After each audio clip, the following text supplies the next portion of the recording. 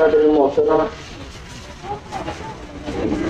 Rice Sheikh साहब, मुखिर कौम मिल्लत हाजी यूसुफ इलियास साहब, मबलू कुरैशी, अमानतुल्लाह पीर मोहम्मद हारिस सिलोटी, हबीब मियां जी और स्टेज पर बैठे हुए सभी मुअज़्ज़िज़ीन शहर और मेरे बुजुर्गों और दोस्तों, ये इस्तिक़बालिया तकरीब है। अल्लाह पाक ने अपने फज़ल व करम से और आप सभी लोगों की मेहनत शाफ़ा की बदौलत मुझे कामयाबी से हमकिनार किया। हालात बहुत सख्त थे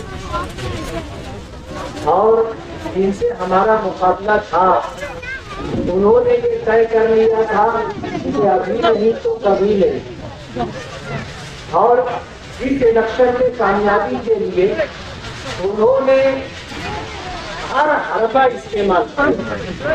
गुंडागर्दी, दादागिरी के साथ बोगस वोट की तैयारी, 30,000 बोगस वोट डालने की तैयारी थी। अब अल्लाह ही बेहतर जानता है कि कितनी वोट डाली, लेकिन हर पोलिंग बूथ पे जाने के बाद हमें ये खबर मिलती थी 50 औरतें मर्द खड़े रहते थे जो ये कहते थे कि हमारी वोट बोगस डाली जा चुकी, और उन्होंने चुन चुन करके जो हमारे वोटर थे उन्हीं लोगों की वोट डाली।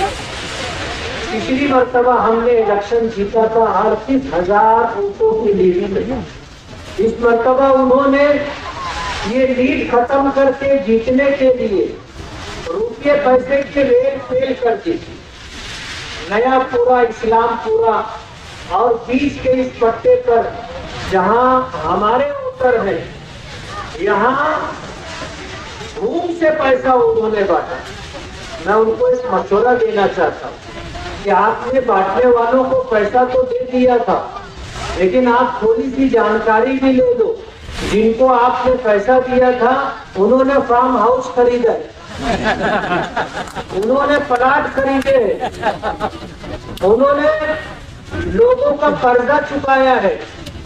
मार्केट का जो पैसा बाकी था मारवाड़ियों का, यार में व्यापारियों का, रात के अंधेरे में वहां जाकर के पैसा पहुंचाया गया। अब जाहिर बात है उनका ये टारगेट था कि हमने 3 लाख वोटरों को पैसा दिया है। कितने वोटरों को? 3 लाख वोटरों को पैसा दिया है। इसमें से 1.5 लाख भी हमको वोट देंगे तो हम सुनकर क्या ये उनकी तैयारी थी, और वाकई उन्होंने पैसा इसी तरह बांटा, लेकिन पैसा वोटरों तक नहीं पहुंचा। बीच में जो लोग थे वो पैसा घर लेके चले गए। इसलिए उनको मेरा मसला है, थोड़ी सी इंक्वायरी करो आप कि आपका पैसा बटा सही तरीके से तो नहीं बटा।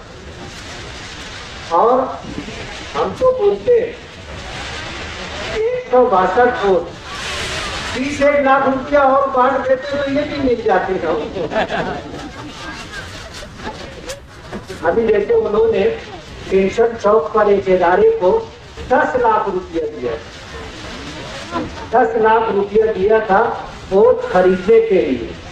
वहां से उनको 23 वोट मिली।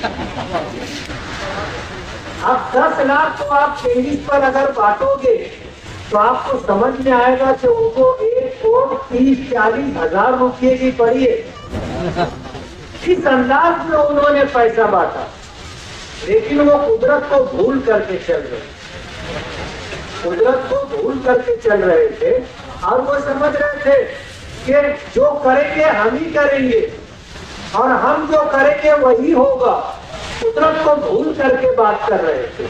मुझे किसी ने बताया, पता नहीं बात सही भी है या नहीं, उन्होंने 150 लोगों को नया कपड़ा सिलवा करके दिया था कि मैं जीतूंगा तो जीत का सर्टिफिकेट जब मैं लेने के लिए जाऊंगा तो तुम लोग मेरे साथ चलना।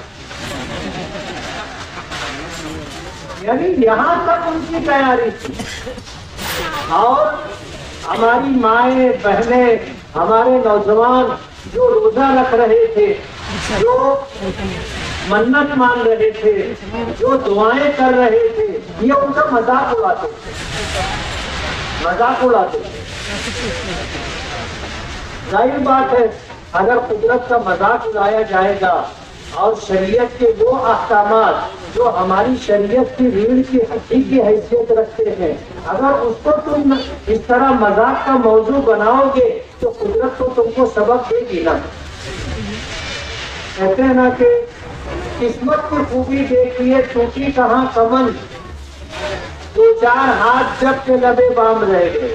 छत पे चढ़ना था, रस्सी का फंदा डाला और रस्सी पकड़ के चल रहे थे। छत पर पहुंचने के लिए बस 1-2 हाथ रह गया था, रस्सी टूट गई। कुदरत को भूल करके गुरूर और तकब्बुर, आप उनकी तकरीरें सुनो, 1 घंटा बोलते थे ना, 1 घंटा, और कितने गुरूर और तकब्बुर के साथ कुदरत ने ऐसा झटका दिया। 5 साल नींद नहीं आएगी, 5 साल नींद नहीं आएगी। मालूम पड़ा घर जा करके गले लग करके घर के सब लोग रो रहे थे। थोड़ा सा अल्लाह की तरफ रुजू कर लेना था। हम तो जाहिर बात है 1-10 तो पास है, दरमियान में हफ्ता भर तो मेरी बीमारी में निकल गया। जब मुझे अटैक आया और मैं हॉस्पिटल में एडमिट हुआ तो इन्होंने जश्न मनाया और ये चाहते थे कि मैं मर जाऊं, इलेक्शन एक तरफा हो जाए। रात में शराब और कबाब की मजलिसें लगी, धीरे धीरे सब खबरें आ रही है। जाहिर बात है, दुश्मनों का खुश होना बहुत ज्यादा दुख और तकलीफ देता है। अल्लाह को भी ये बात पसंद नहीं। नबी करीम सल्लल्लाहु अलैहि वसल्लम ने दुआ मांगी, अल्लाहुम्मा इन्नी अऊज़ु बिका मिन शमाततिल आदा, कि अल्लाह मैं तेरी पनाह चाहता हूँ दुश्मनों के खुशियां मनाने से। बीमारी आती है जाती है, लेकिन किसी की बीमारी पर आप जश्न मनाओगे, किसी की बीमारी पर आप खुशियां मनाओगे तो जाहिर बात है अल्लाह को पसंद नहीं। इंसानियत भी कोई चीज होती है, अल्लाह ने सबक दे दिया और ऐसा सबक दिया कि ये जख्म 5 साल तक चाटते रहेंगे, भरेगा नहीं, 5 साल तक नहीं भरेगा। और हम तो ऐसा मानते हैं कि आज कितनी ताकत से ये लड़ लिए, 30-35 हजार बोगस वोटों की तैयारी के साथ, दौलत के रेल पेड़ के साथ, डिपार्टमेंट को मैनेज करके सब कुछ कर लिया और 3 लाख वोट खरीदने के लिए इन्होंने अंधाधुंध पैसा बांटा, हार गए। अब आइंदा इतनी तैयारी के साथ इलेक्शन नहीं लड़ सके। हो गई होली दिवाली हो गई।